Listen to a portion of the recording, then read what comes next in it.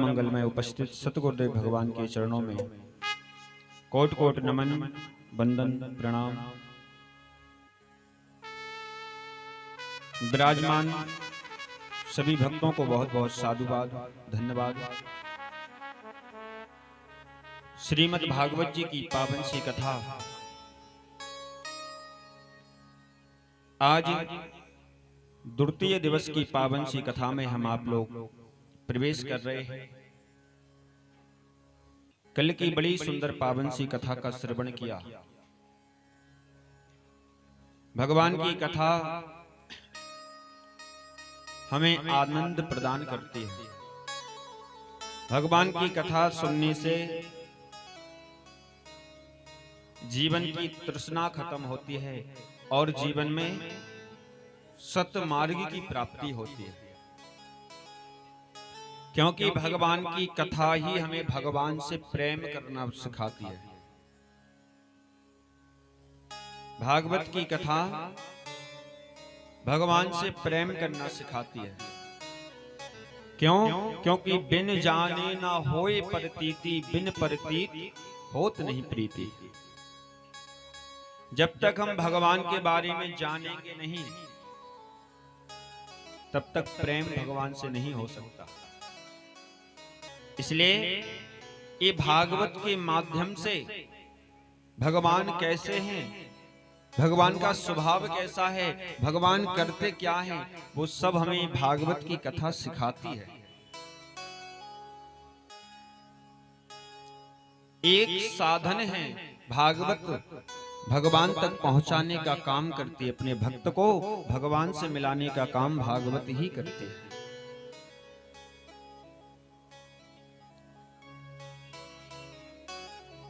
सौनकादिक 88,000 संतों को सूत जी महाराज भागवत की पावन सी कथा सुनाते हैं।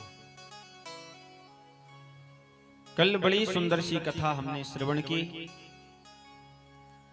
सूत जी कहते हैं, सौनकादिक ऋषियों, आज माता भक्ति ज्ञान वैराग्य ने कथा सुनी और माता भक्ति के जीवन के सारे दुख, जीवन की सारी विपदा, जीवन के सारे संकट आज भागवत कथा सुनने से खत्म हो गए, टल गए। जीवन की सारी समस्याएं दूर हो गईं। जो ज्ञान वैराग्य वृद्ध अवस्था में पड़े थे, आज उनका बुढ़ापा दूर हो गया। यदि ज्ञान वैराग्य पर कृपा की है, अगर माता भक्ति पर कृपा की है, भरोसा रखिए भागवत कृपा हम पर भी करेंगे, भगवान कृपा हम पर भी करेंगे। बस भरोसा रखिए,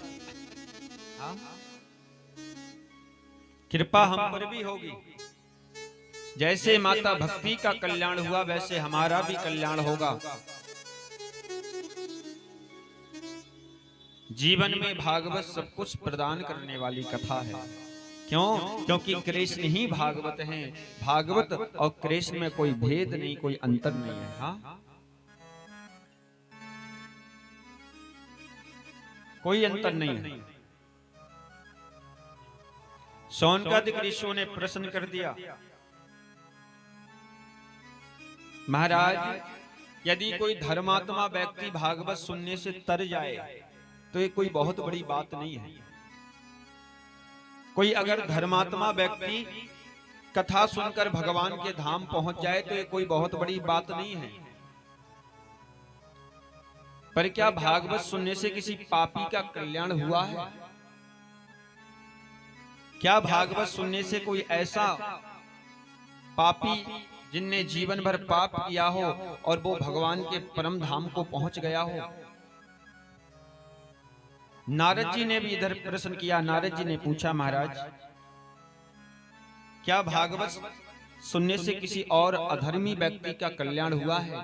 क्या कोई पापी का उद्धार हुआ है? सूत जी कहते हैं, हे सौनकादिक ऋषियों, तुंगभद्रा नदी के किनारे एक गांव है जिसका नाम है उत्तम नगर। और उत्तम नगर में एक पंडित जी रहते हैं जिनका नाम है आत्मदेव शर्मा। आत्मदेव शर्मा की पत्नी का नाम है धुंधली। और महाराज आत्मदेव शर्मा जितने सज्जन हैं, जितने भोले हैं, जितने सीधे हैं, इनकी पत्नी उतनी ही इनसे विपरीत है एकदम। हाँ, आत्मदेव शर्मा जी तो भोले भाले सीधे साधे हैं, बड़े सज्जन हैं, पर इनकी जो धर्म पत्नी है धुंधली, ये महाराज बड़ी खराब है, बहुत करकसा है।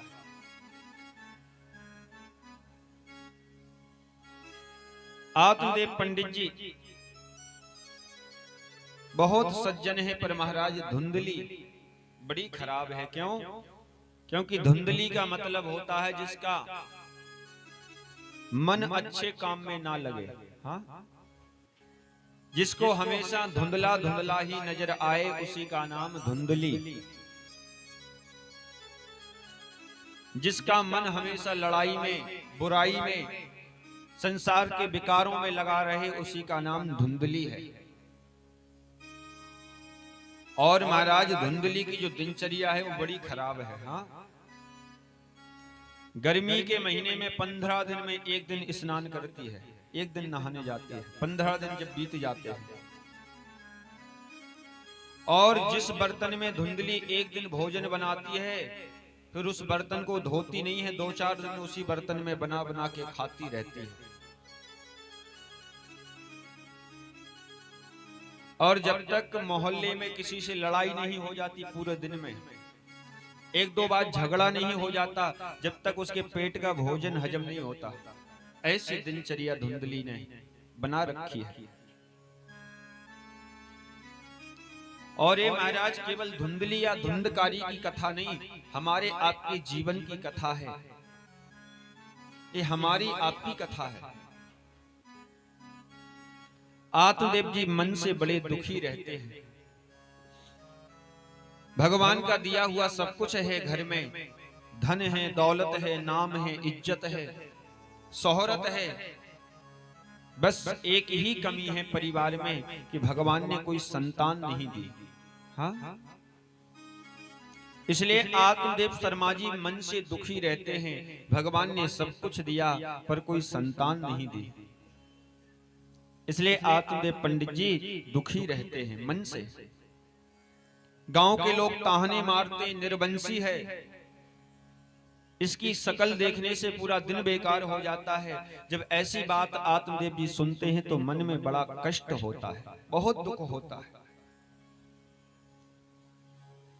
अकेले में बैठकर रोते रहते हैं आत्मदेव शर्मा, प्रभु ना जाने मैंने कौन सी जीवन में ऐसी गलती कर दी।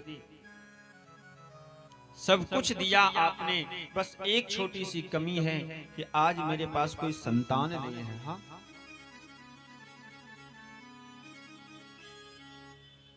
और इस संसार में महाराज 3 प्रकार के लोग होते हैं, और वो तीनों प्रकार से दुखी रहते हैं।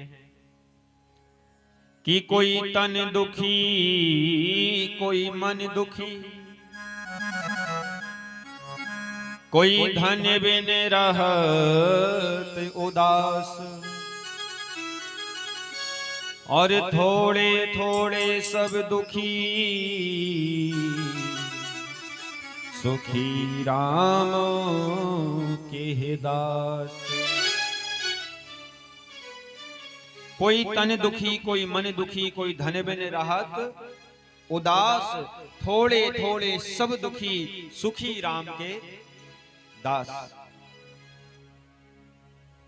संसार में 3 प्रकार के लोग होते हैं महाराज। पहला तन दुखी, दूसरा मन दुखी, और तीसरा बोले धन बिन रहत उदास। हाँ, और आखिरी में बताया थोड़े थोड़े सब दुखी, सुखी राम के दास। यानी संसार में सुखी कोई नहीं है, थोड़ा थोड़ा दुख सबके पास है महाराज। हाँ, तो सुखी कौन है? बोले सुखी वही है जिसने सब कुछ भगवान के चरणों में सौंप दिया। हाँ, वही सुखी है जिसने सब कुछ परमात्मा के चरणों में सौंप दिया। परेशान कौन है? बोले जिनने सब कुछ अपना मान रखा है। हाँ, वही परेशान है। अगर हमारी जेब में 50,000 रुपए रखे हैं तो जब तक वो 50,000 रुपए हमारी जेब में रहेंगे तब तक हम परेशान रहेंगे। क्यों? डर रहेगा हमें। 50,000 रुपए मेरी जेब में हैं, कहीं गिर ना जाएं, कहीं कोई चोर चोरी ना कर ले, कहीं खो ना जाए। जब तक वो 50,000 रुपए हमारी जेब में रहेंगे जब तक हम परेशान ही रहेंगे, टेंशन ही रहेगी। और उसी 50,000 रुपए को ले जाकर हमने बैंक में जमा कर दिया। अब उसके बाद कहीं भी बैठें, कहीं भी लेटें, कुछ भी करें, फिर कोई परेशान होने की आवश्यकता नहीं है। क्यों? क्योंकि हमने अपना पैसा बैंक वालों को दे दिया। अब बैंक वाले जाने और बैंक वालों का काम जाने, अब हमें परेशान होने की आवश्यकता नहीं है। ऐसे ही जिनने अपने जीवन का बोझ भगवान के चरणों में सौंप दिया वो महाराज सुखी हैं, अब उन्हें परेशान होने की आवश्यकता नहीं है। हाँ? क्योंकि भगवान जाने और भगवान का काम जाने महाराज। इसलिए जो अपना अपना करता घूम रहा है महाराज वही संसार में परेशान है। हाँ? और वो परेशान हो कर ही चला जाता है। संसार में सुखी वही है जिसने महाराज सब कुछ परमात्मा के चरणों में सौंप दिया है।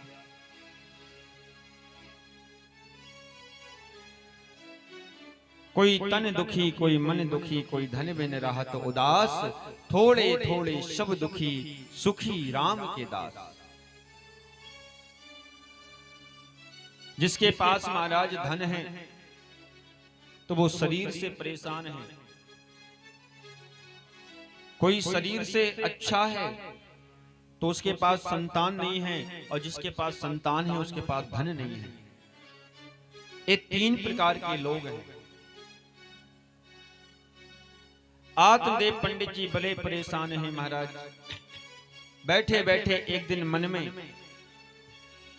आत्मदेव जी ने सोचा कि दुख भरा जीवन जीने से अच्छा है क्यों ना आत्महत्या करके मर जाएं और अपने प्राणों को त्याग दें। आत्मदेव जी महाराज मरने के लिए जंगल में गए घर छोड़कर, और जंगल में जाकर एक पत्थर को देखा और उस पत्थर के ऊपर सर को पटकने लगे। सर को जब आत्मदेव जी पटकने लगे तो वहां से एक संत जा रहे थे। संत ने देखा एक कोई ब्राह्मण एक पत्थर पर अपने माथे को पटक रहा है। आत्मदेव ने को देखकर आज वो संत आत्मदेव के पास पहुंचे। ब्राह्मण, आपका परिचय क्या है? आप कौन हैं और क्यों आप पत्थर के ऊपर अपने सर को पटक रहे हैं? क्या कोई परेशानी है? आत्मदेव ने कहा, महाराज मेरा नाम आत्मदेव शर्मा है। मैं अपने जीवन से बहुत तंग आ गया हूं, बहुत परेशान हो गया हूं। क्यों? क्योंकि परमात्मा का दिया सब कुछ मेरे पास है, बस संतान नहीं है। गांव के लोग रोज मुझे ताने मारते हैं, ये निर्वंशी है। इसलिए महाराज आज मैं आत्महत्या करके और मैं प्राण त्याग दूंगा। मैं जीवित नहीं रहना चाहता। हाँ, अब मुझे जिंदा नहीं रहना। कृपा करिए, या तो मुझे आशीर्वाद दीजिए कि मेरे घर में बेटा हो जाए, और नहीं तो महाराज आपके ही चरणों में मर जाऊंगा, पर लौटकर घर नहीं जाऊंगा। दोनों पैर पकड़ लिए संत के महाराज। संत जी के पैर पकड़ लिए आत्मदेव ने। संत जी ने बहुत समझाया, आत्मदेव तुम आज बेटे के लिए परेशान हो, संतान के लिए परेशान हो कि संतान नहीं है, इसलिए आज तुम रो रहे हो, दुखी हो। और कल के दिन संतान हो जाएगी और तुम सुखी हो जाओगे, इस बात की गारंटी कौन लेगा? हाँ? बेटा होने के बाद तुम्हें सुख मिलेगा, इस बात की कोई गारंटी है? अरे राजा दशरथ के 4 पुत्र हुए। जिस समय दशरथ के प्राण निकले, एक पुत्र सामने नहीं था जिसको देखकर राजा दशरथ प्राणों को त्याग सके, प्राणों को छोड़ सके। सगर जी के 60,000 पुत्र हुए, पर एक पुत्र भी काम नहीं आया। इसलिए ये भ्रांति मन से निकाल दो कि मेरा बेटा मुझे सुख देगा, मेरा बेटा मेरा नाम ऊंचा करेगा, मेरा बेटा मेरा नाम रोशन करेगा। हाँ, क्यों? क्योंकि ना किसी का बेटा किसी को सुख देता है, ना किसी की बेटी किसी को सुख देती है। ये मैं नहीं कह रहा, रामचरितमानस में स्वयं तुलसीदास महाराज लिख रहे हैं कि कोहु न काहू सुख दुख करे दाता।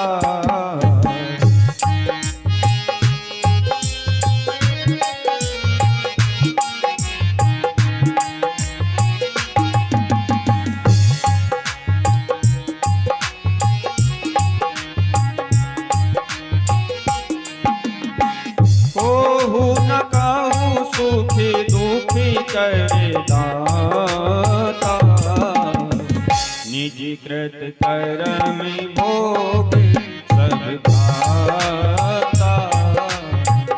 जय सिया राम जय जय सिया राम,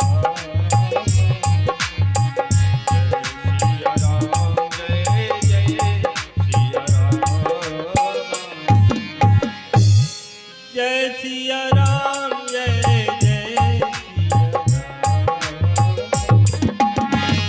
जय सिया राम, जय सिया राम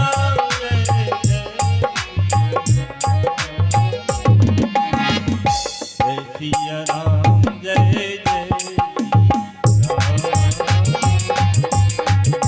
जय सिया राम, जय जय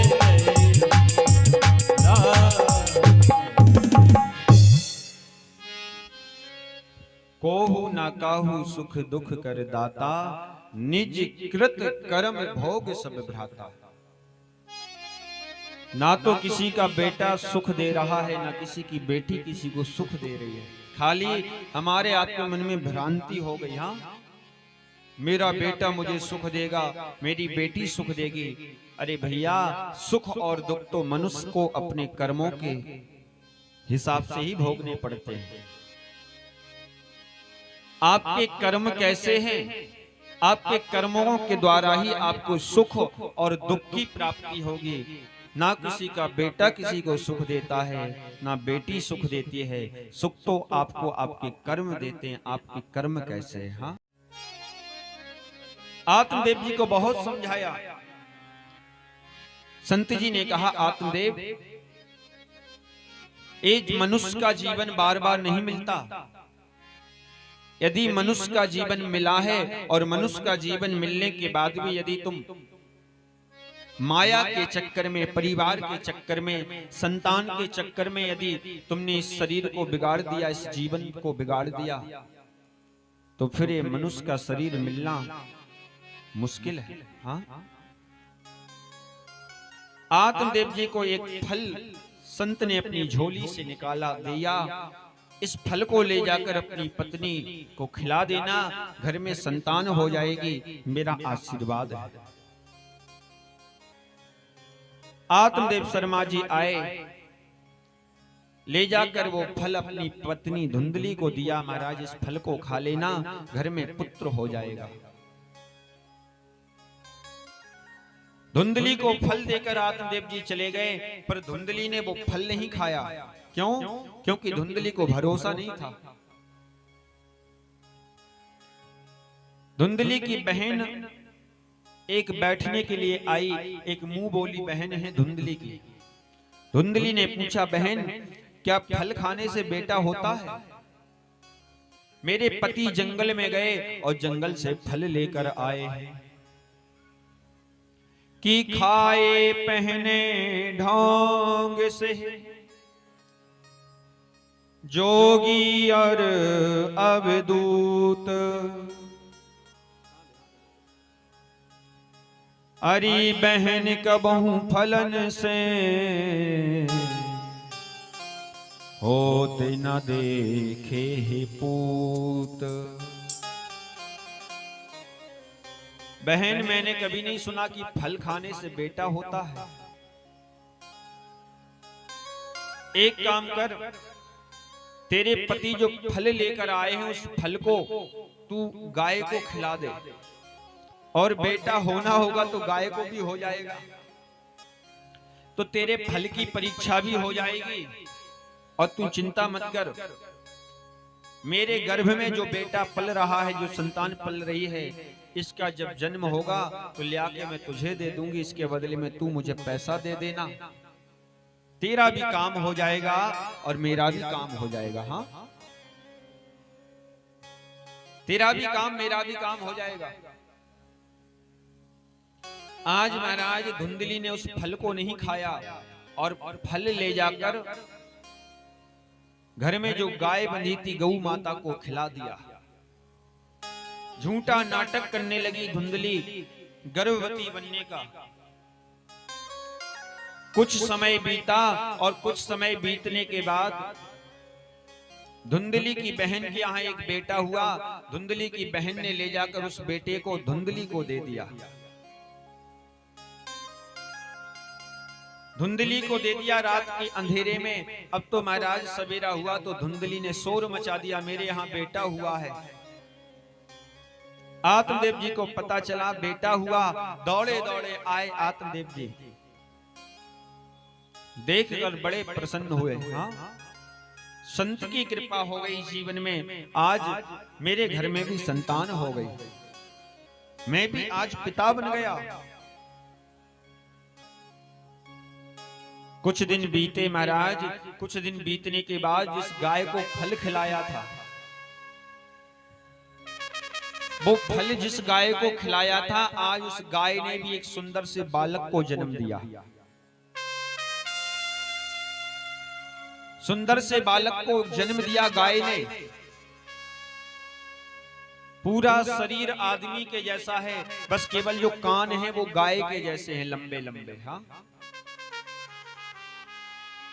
इसलिए कभी भी किसी संत का दिया हुआ प्रसाद बेकार नहीं जाता, उसका कभी निरादर नहीं करना चाहिए। भगवान के मंदिर से मिला हुआ प्रसाद बेकार नहीं जाता, उसका भी निरादर नहीं करना चाहिए। हाँ,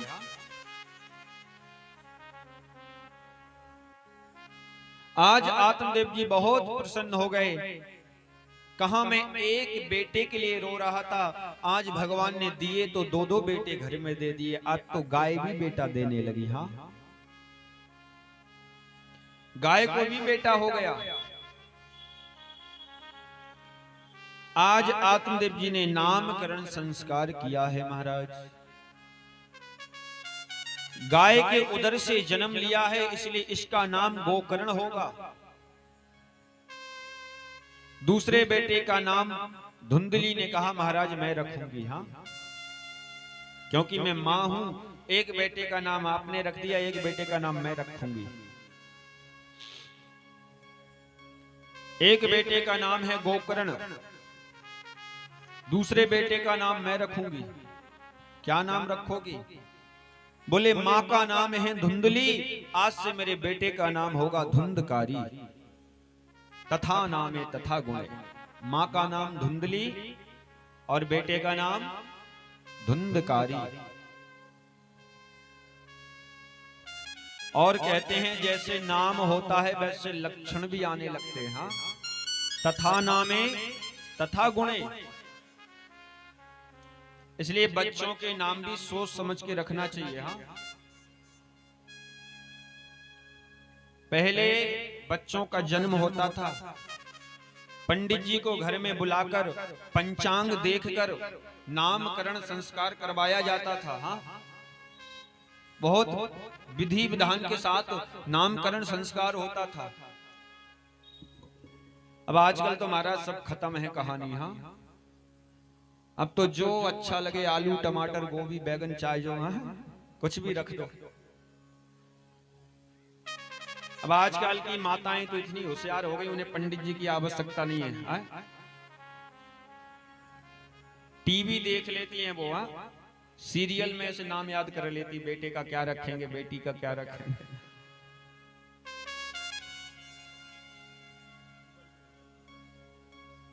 और नहीं पता चलता तो गूगल से पूछ लेते हैं, वो सबसे बढ़िया। इसलिए आज दोनों बालक धीरे धीरे बड़े होने लगे कि गोकर्णा पंडितो ज्ञानी धुंधकारी महाखला। गोकर्ण जी तो पढ़ लिख कर महाराज बहुत बड़े विद्वान बने, पंडित हुए, ज्ञानी हुए, पर जो धुंधकारी था वो धुंधकारी दुष्ट हो गया, पापी हो गया। बचपन से दोनों की संगति बदल गई। संगत से गुण आते हैं, संगत से गुण जाएं। आज दोनों की संगति बदल गई। हाँ, दोनों बच्चे विद्यालय जाते हैं, पढ़ाई करते हैं।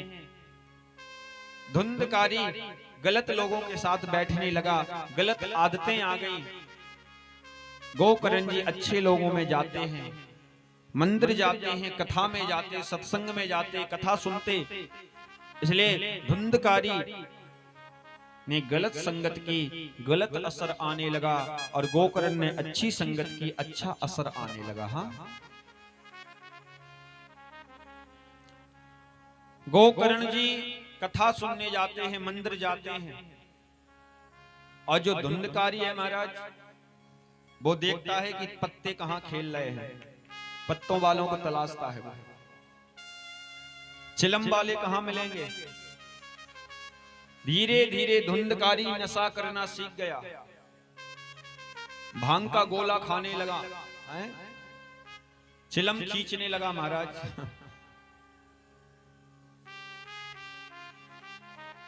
और केवल इतना ही नहीं करता धुंधकारी, धीरे धीरे जुआ भी खेलने लगा महाराज। हाँ, पत्ते भी खेलने लगा,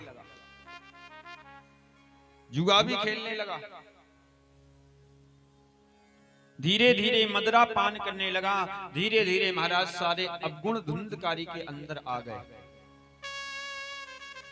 और पिताजी का जितना कमाया हुआ पैसा था वो धुंधकारी ने दारू, शराब, जुआ में बर्बाद कर दिया। हाँ, जुआ में बर्बाद कर दिया। रात में आता है, माता पिता से अशब्द बोलता है, गंदा व्यवहार करता है। आत्मदेव जी आज बड़े दुखी हैं। कल इसीलिए दुखी थे कि बेटा नहीं था, आज इसीलिए दुखी हैं कि बेटा है। कल इसीलिए रो रहे थे कि बेटा नहीं है, आज इसलिए रो रहे कि बेटा है।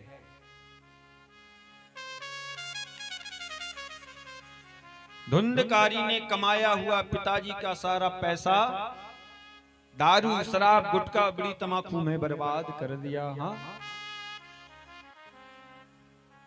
इसलिए ज्यादा महाराज धन के चक्कर में मत पड़ो। हाँ, कई लोग तो दिन भर महाराज बिस्तर से उठते हैं तो उन्हें पैसा ही दिखाई देता, आंखें खोलते, किधर भागें, किधर से पैसा खींचे, किधर से क्या करें। सुबह से शाम तक महाराज पैसा पैसा पैसा पैसा दिखाई देता है। अरे जीवन में कभी फुर्सत मिले तो कथा भी सुन लो, सत्संग भी कर लो, मंदिर भी कर लो, क्योंकि पैसा ही काम नहीं आएगा। मरने के बाद आपका सत्कर्म जो आपने किया है वही काम आएगा, पैसा तो यहीं छूट जाएगा। इसलिए एक भक्त ने बड़ा सुंदर भाव दिया है कि कुछ नेक काम कर ले दुनिया से जाने वाले। हाँ, पैसा, धन, दौलत सब कुछ छूट जाएगा यहीं पर। वहां क्या काम आएगा? बोले वहां तो वही काम आएगा जो कर्म आपने यहां पर किए। जो कर्म रूपी संपत्ति है वो काम आएगी, ये बैंक वाली संपत्ति वहां नहीं चलेगी। आज दुनिया का ऐसा कोई अवगुण नहीं है जो धुंधकारी के अंदर ना हो। हाँ, पिताजी की सारी संपत्ति केवल जुआ शराब में ही धुंधकारी ने बेकार कर दी।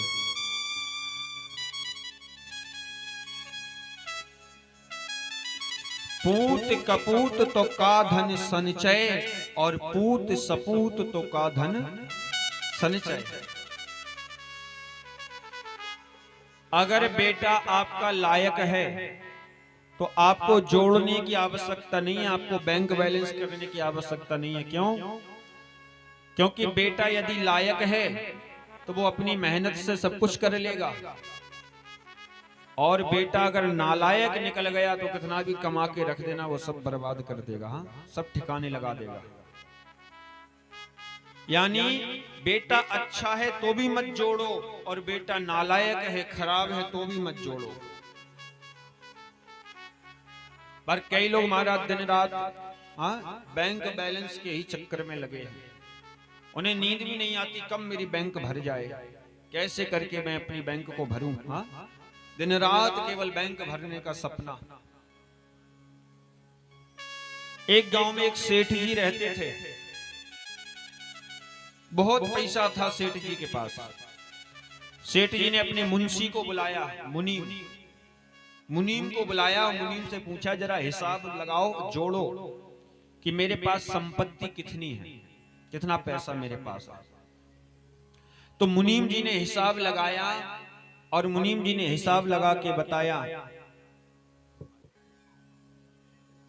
मुनीम जी ने हिसाब लगा के बताया कि सेठ जी आपके पास इतनी संपत्ति है कि आपकी 8 पीढ़ियां बैठे बैठे खा सकती हैं। इतनी संपत्ति आपके पास है। हाँ? कितनी पीढ़ियां? 8। अब तो जैसे ही सेठ जी ने सुना महाराज, अब तो सेठ जी ने जोर जोर से रोना शुरू कर दिया, रोने लगे। सेठ जी रोने लगे जोर जोर से। मुनीम ने पूछा क्यों सेठ जी रो रहे हैं आप? अरे इतनी संपत्ति आपके पास है कि 8 पीढ़ियां आपकी बैठकर खा लेंगी, फिर भी रो रहे हो। बोले इसीलिए तो मैं रो रहा हूं, इसलिए तो मैं रो रहा हूं कि 8 पीढ़ियां तो मेरी खा लेंगी, पर 9वीं जो पीढ़ी आएगी उसका क्या होगा, इसलिए मुझे रोना आ रहा है। हाँ? मेरी 9वीं पीढ़ी का क्या होगा?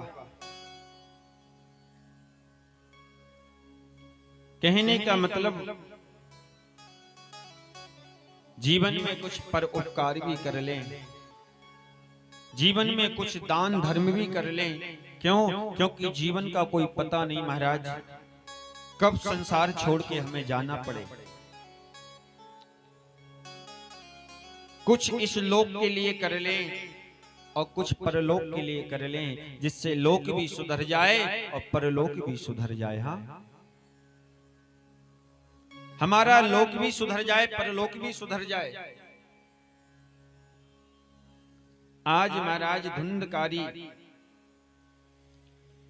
बड़ा परेशान करता है घर वालों को, सब परेशान हैं धुंधकारी से। हाँ, इसलिए मैं निवेदन करता हूं बच्चों पर विशेष ध्यान देना चाहिए, बच्चों की संगति पर विशेष ध्यान रखना चाहिए, कहीं हमारा बेटा भी धुंधकारी ना बन जाए। हाँ, कहीं हमारी संतान भी धुंधकारी के मार्ग पर ना चलने लगे।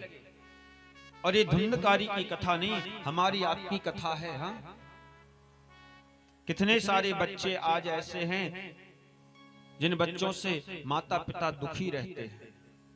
उन बच्चों के लिए माता पिता को रोना पड़ता है, खून के आंसू बहाना पड़ता है। इसलिए बच्चों की संगति पर विशेष ध्यान दें, कैसे लोगों के साथ बैठना है, कैसे लोगों के साथ चलना है, कैसे लोगों के साथ रहना है। क्योंकि जीवन में जैसे लोगों के बीच में रहोगे, जैसे लोगों की संगत करोगे, वैसा ही जीवन आपका बन जाएगा। हाँ, चोर के साथ रहोगे, चोरी करना सीख जाओगे 10-20 दिन में। हाँ, जुआबाज के साथ में रहोगे तो धीरे धीरे पत्ता खेलना सीख जाओगे, जुआ खेलना सीख जाओगे।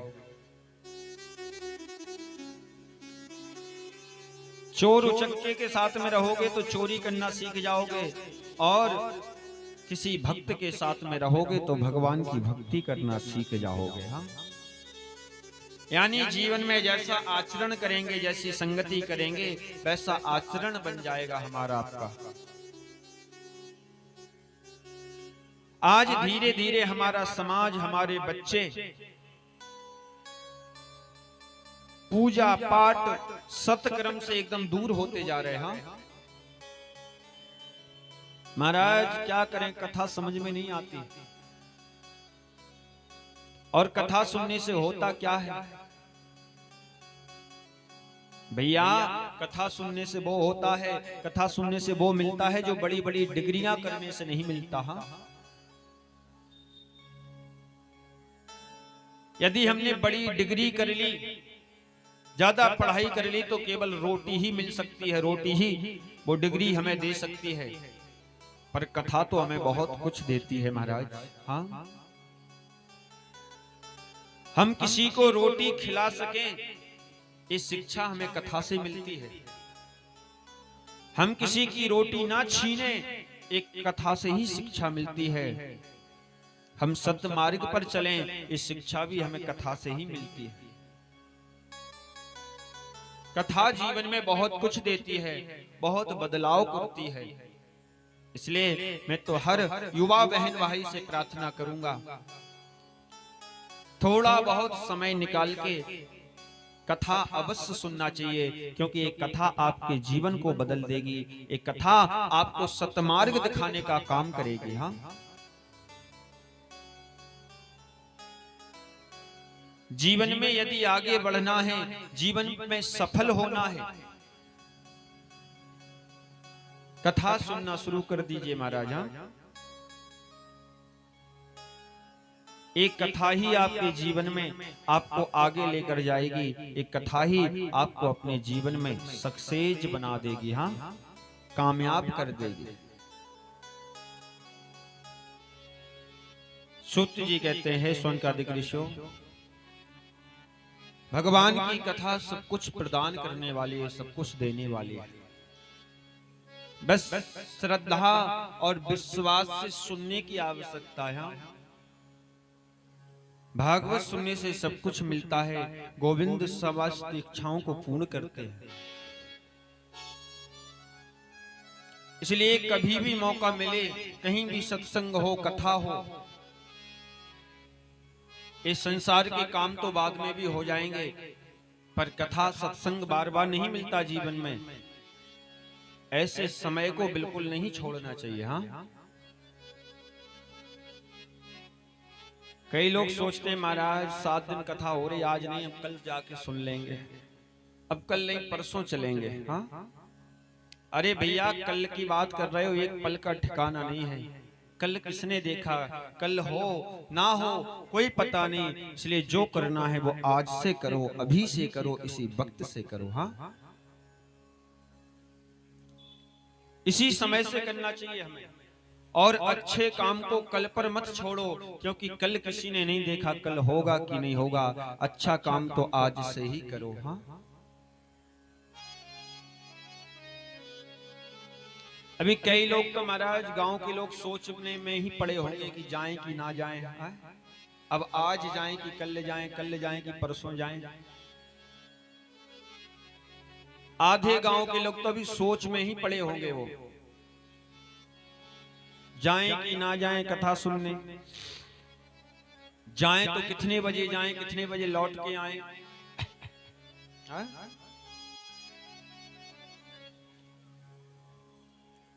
महाराज ये संसार के काम जिंदगी भर लगे रहेंगे। हाँ, इससे पीछा नहीं छूटेगा। पर इस 7 दिन का समय मिला है, यदि भगवान ने मौका दिया है तो 7 दिन में थोड़ा समय निकाल के हमें कथा सुननी चाहिए। क्योंकि संसार का काम लगा रहेगा, चलता रहेगा, पर ये भगवान की कथा बार बार नहीं मिलेगी। जो आज मिल रही है, इस कथा का लाभ सबको लेना चाहिए। हाँ, एक जगह कथा हो रही थी, एक बूढ़ा माता से हमने पूछा, हमने कि माता जी कथा सुनने आती हो? बोले महाराज कथा सुनने तो नहीं आते। हमने कहा क्यों? बोले महाराज छत के ऊपर चारपाई डाल लेते हैं, छत के ऊपर चारपाई बिछा लेते हैं और चारपाई पर लेट जाते हैं, बड़ी अच्छी आवाज आती है महाराज, एक एक शब्द सुनाई देता है। हम तो लेटे लेटे सुनते हैं चारपाई पे। हमने कहा भगवान करे आप लेटे लेटे ही सुनती रहो हमेशा। हाँ? लेटे लेटे ही सुनती रहो। कहने का मतलब, कहने का अभिप्राय, यदि भगवान ने हाथ पैर सलामत दिए हैं, अगर हम चल फिर सकते हैं तो कथा स्थल पर जाकर, कथा पांडाल में जाकर ही हमें कथा सुनना चाहिए, तभी उस कथा का फल हमें मिलता है। हाँ? तभी इसका फल मिलेगा। सोचो कि घर में आवाज आ रही है, घर में कथा सुन लें, उसका फल मिले तो मिलने वाला नहीं है। अगर घर में बैठने से सब हो जाता महाराज, लोग बद्रीनाथ जाते हैं, अमरनाथ जाते हैं, क्या आवश्यकता थी जाने की? आजकल तो मोबाइल में इंटरनेट का जमाना है। बद्रीनाथ, केदारनाथ, वैष्णो देवी, सबका दर्शन आप मोबाइल में ही कर सकते हो घर बैठे। कहने का मतलब, फोटो तो मोबाइल में भी देख लेंगे भगवान की, पर भला नहीं होगा, कल्याण नहीं होगा। कल्याण कब होगा? बोले जब उसकी चौखट पे जाकर माथा पटकेंगे, जब ही हमारा कल्याण होगा। हाँ? जब उसकी चौखट पे जाएंगे तभी भला होगा। ऐसे ही आवाज तो पूरे गांव में जा रही है, क्षेत्र में जा रही है, पर कल्याण तभी होगा तब यहाँ पर बैठ के व्यास गद्दी के सामने बैठकर हम कथा सुनेंगे, तभी इसका फल मिलेगा।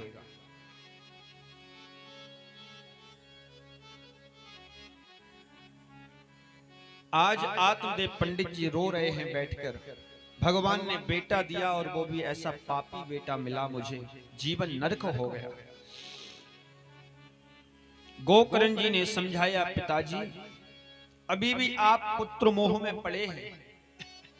कस्य माता कस्य पिता कस्य भार्या सरोधरा। पिताजी संसार में ना कोई किसी की माँ है, ना कोई किसी का पिता है, ना कोई किसी का भाई है, कोई किसी का नहीं है। पिताश्री संसार एक मंच है, रंग मंच जिसको कहते हैं। जैसे रामलीला होती है तो रामलीला में मंच के ऊपर कोई रावण बन जाता है, कोई कुंभकर्ण बन जाता है, कोई राम बन जाता है, और रामलीला खत्म हुई, फिर ना कोई राम है, ना कोई रावण है, ना कोई कुंभकर्ण है। ऐसे ही संसार में जब तक आंखें खुली हैं, जब तक माँ है, पिता है, भाई है, बहन है, और यहाँ से जाने के बाद फिर कोई किसी का नहीं है। हाँ? सारे रिश्ते खत्म हो जाते हैं। पिताजी को समझाया, पिताश्री अब अपना मन परिवार से निकालकर और भगवान में लगाइए, भागवत जी के 10वें स्कंद का पाठ करिए और भगवान के चरणों में अपने मन को लगा दीजिए। आज आत्मदेव जी को पुत्र गोकर्ण जी ने शिक्षा दी, पिताजी संसार से मन को हटाकर भगवान में मन को लगाइए, यही जीवन का सार है। गोकर्ण जी ने बताया, आत्मदेव जी आज घर को छोड़कर गए, भागवत जी के 10वें स्कंद का पाठ किया और आज अपने मन को भगवान के चरणों में लगा दिया। धुंधकारी रात में आया, अपनी माँ को आकर मारने लगा, और जब माँ को मारने लगा धुंधकारी, रात में उठकर भागी माँ और एक कुएं में गिर पड़ी और धुंधली की मृत्यु हो गई। धुंधकारी की माँ धुंधली वो भी मर गई। गोकर्ण जी अकेले बचे। गोकर्ण जी ने सोचा कि माताजी पिताजी दोनों चले गए, हम अकेले बचे हैं, अब कहीं हमारा नंबर ना लग जाए,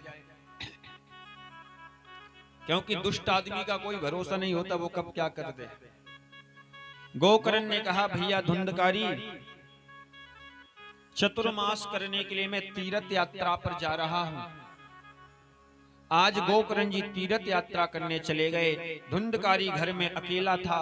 बाजार से 5 वेश्याओं को लेकर आया धुंधकारी, और 5 वेश्याओं के साथ धुंधकारी रहने लगा। एक दिन वो धुंधकारी 5 वेश्याओं ने आपस में बातचीत की, और बातचीत करने के बाद एक षड्यंत्र बनाया कि धुंधकारी को मारकर और सारा धन लेकर हम लोग चले जाएंगे। रात के अंधेरे में धुंधकारी को मारा, और मार के उसी के घर में गड्ढा खोदा और उसी में उसको दफना दिया। सारा धन दौलत लेकर वेश्याएं चली गई, फरार हो गई।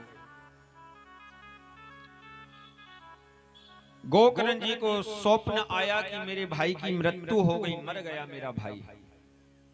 गोकर्ण जी गए और गया जी में जाकर अपने भाई के नाम की श्राद्ध की, पिंडदान करवाया, पिंडदान किया। पिंडदान करके लौट के गोकर्ण जी घर में आए। रात के अंधेरे में सो रहे थे अपने घर में। घर में से मारा तरह तरह की आवाजें आने लगी। कभी कुत्ते की आवाज, कभी बिल्ली की आवाज, कभी शेर की आवाज। गोकर्ण जी की नींद टूट गई। भैया कौन है जो मुझे डराने का प्रयास कर रहा है? उधर से आवाज आई, अहम भ्राता धुंधकारी। भैया मैं आपका बड़ा भाई धुंधकारी हूं। धुंधकारी तुम? अरे तेरे नाम के मैंने गया में जाकर पिंडदान कर दिए। धुंधकारी तेरे नाम की श्राद्ध कर दी मैंने, तेरा उद्धार नहीं हुआ, तेरी मुक्ति नहीं हुई। धुंधकारी ने कहा भैया जीवन भर मैंने पाप किया, अधर्म किया, अत्याचार ही किया है, कभी मैंने अच्छा काम नहीं किया। और मरने के बाद मैं ब्रह्म प्रेत बन गया हूं, प्रेत योनि में चला गया हूं। भैया प्रेत योनि में बड़ा कष्ट मिल रहा है, मैं प्रेत बन गया हूं और आपके पिंड दानों से मेरी मुक्ति नहीं होगी, इसलिए कोई और उपाय करिए जिससे मेरी मुक्ति हो जाए, मैं बहुत परेशान हूं। आज सवेरा हुआ, महाराज सूर्य को अर्घ दे रहे थे। गोकर्ण जी यही सूर्य सहस्त्रम सो तेजो राशि जगतपते, भगवान सूर्य को अर्घ दे रहे थे, जल चढ़ा रहे थे। अचानक सूर्य की गति रुक गई, आकाशवाणी हुई, गोकर्ण यदि तुम अपने भाई की मुक्ति चाहते हो, यदि धुंधकारी को मुक्त करना चाहते हो तो श्रीमद् भागवत की कथा सुनाओ। श्रीमद् भागवत सुनने से प्रेत योनि से धुंधकारी को मुक्ति मिल जाएगी। धुंधकारी मुक्त हो जाएगा। आज सारे गांव के लोगों को एकत्रित किया गोकर्ण जी ने। गांव में भागवत की कथा हुई, सारे श्रोता बैठ गए सुनने के लिए। एक 7 गांठ का बांस लगाया, उसी बांस के अंदर धुंधकारी आकर बैठ गया जो प्रेत योनि में था। महाराज आज उसी बांस के अंदर धुंधकारी आकर बैठ गया। आज कथा हुई, पहले दिन की कथा हुई, बांस की पहली गांठ चटक गई, दूसरे दिन की कथा हुई, दूसरी गांठ चटक गई। 7 दिनों में 7 गांठें फट गईं और उस बांस के अंदर से सुंदर सा रूप लेकर धुंधकारी प्रकट हो गया। महाराज हाथ जोड़ लिए। गोकर्ण जी ने पूछा भैया तुम कौन हो? भैया मैं आपका भाई धुंधकारी हूं जो प्रेत योनि में पड़ा था। 7 दिन की कथा सुनी, भागवत की कथा सुनने से मैं प्रेत योनि से मुक्त हो गया, मुझे नई योनि मिल गई, नया शरीर मिल गया। मैं प्रेत योनि में भटक रहा था, प्रेत योनि से मुक्त हो गया। भैया हाँ? इसलिए भागवत में 7 गांठ का बांस लगाया जाता है धुंधकारी के निमित्त। इसलिए जितने भी हमारे परिवार के लोग हैं जो भूत प्रेत योनि में हैं, भटक रहे हैं, उन सबका स्थान दिया जाता है और वो 7 दिन कथा सुनते हैं और 7 दिन कथा सुनने के बाद वो मुक्त हो जाते हैं, भगवान के परम धाम पहुंच जाते हैं, कल्याण हो जाता है उनका। हाँ? इसलिए बांस लगाया जाता है धुंधकारी के नाम का।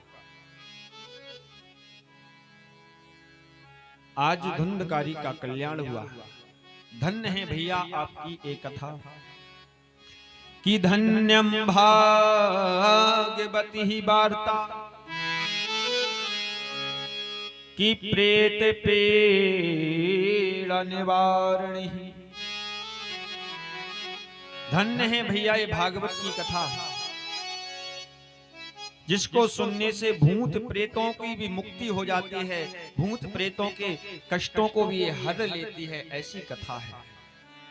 मैं प्रेत योनि में था, आज मैंने भागवत की कथा सुनी, प्रेत योनि से मुझे मुक्ति मिल गई, मैं मुक्त हो गया प्रेत योनि से। हाँ, प्रेत योनि से मुक्ति मिल गई मुझे। आज भगवान का विमान आया, धुंधकारी को बैठालकर भगवान के पार्षद और भगवान के परम धाम को लेकर चले गए। बोले भागवत महापुराण की जय हो। आज धुंधकारी का कल्याण हुआ भागवत सुनने से। इसलिए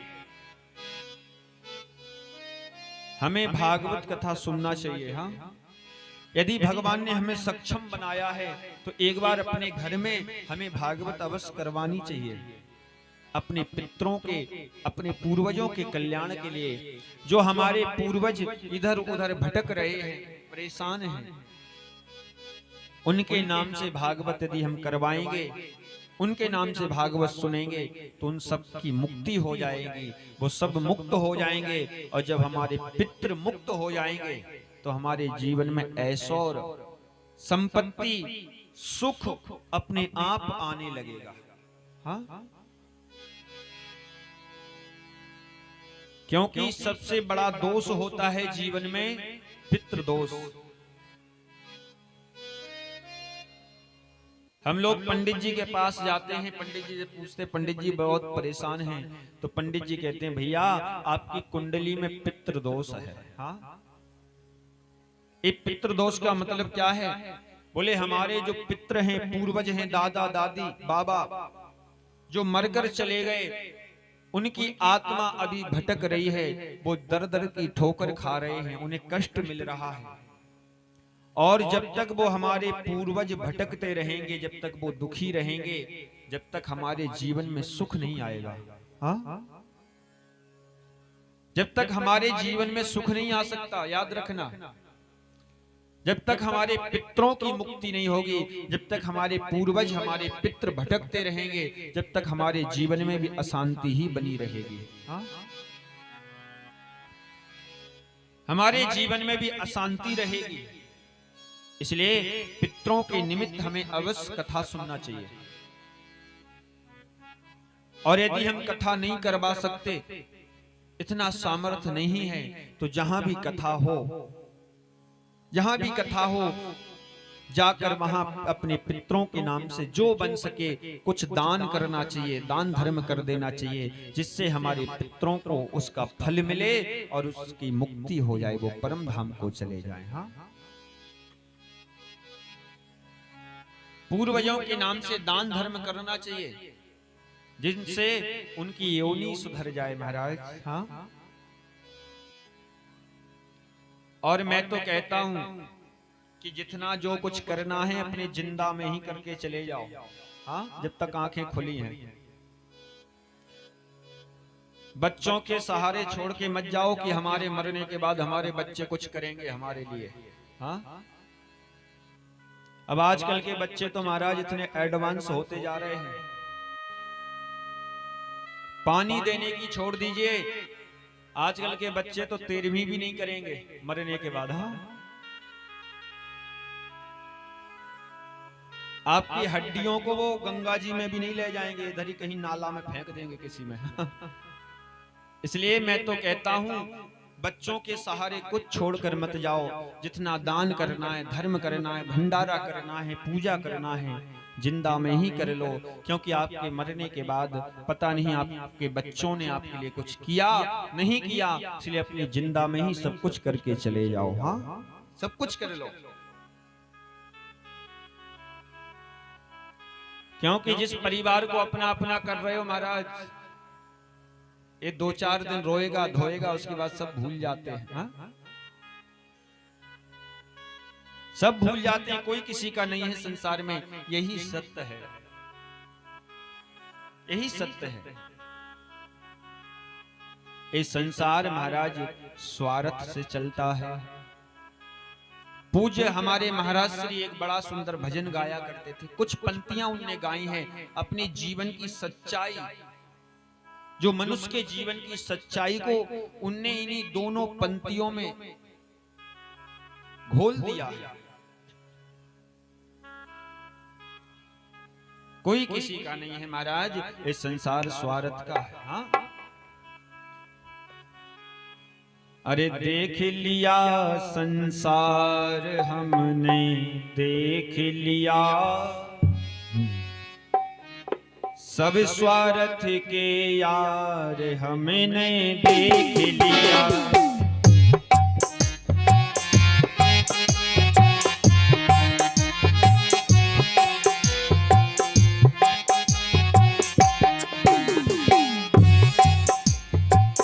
देख लिया संसार हमने, देख लिया सब स्वार्थ के यार हमने देख लिया। देख लिया संसार हमने, देख लिया सब मतलब के यार हमने देख लिया। देख लिया संसार हमने, देख लिया सब मतलब के यार हमने देख लिया।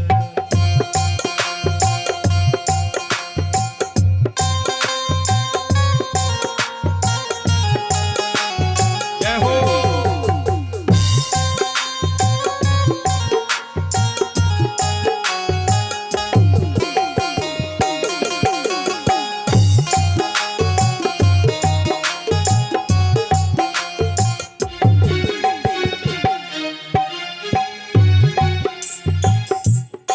और जितना भी अपना अपना करते रहो, बेटा मेरा, बहू मेरी, नाती मेरा, पड़ोसी मेरा।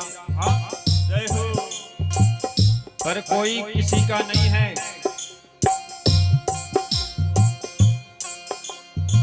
जब तक तनख्वाह आ रही है जब तक सेवा होगी, और तनख्वाह आना बंद, सेवा भी बंद। हाँ?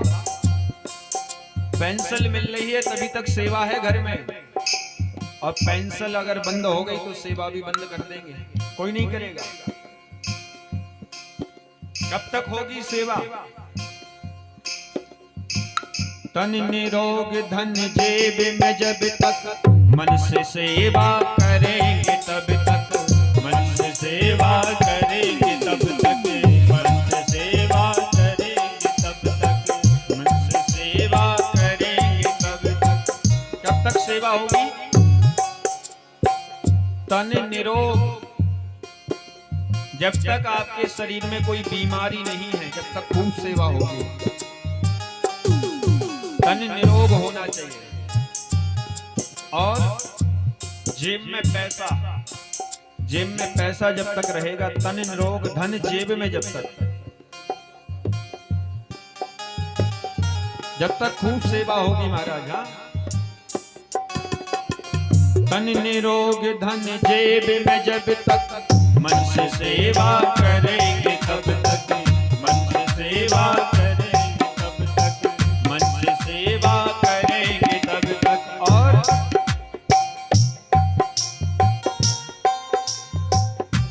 जब तक सेवा होगी, बोले तन निरोग धन जेब में जब तक। हाँ?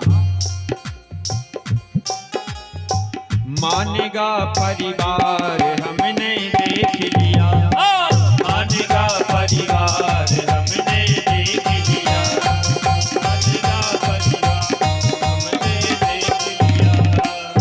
लिया संसार हमने देख लिया, देख लिया संसार हमने देख लिया, सब मतलब के यार हमने देख लिया, सब मतलब के यार हमने देख लिया, देख लिया संसार हमने देख लिया।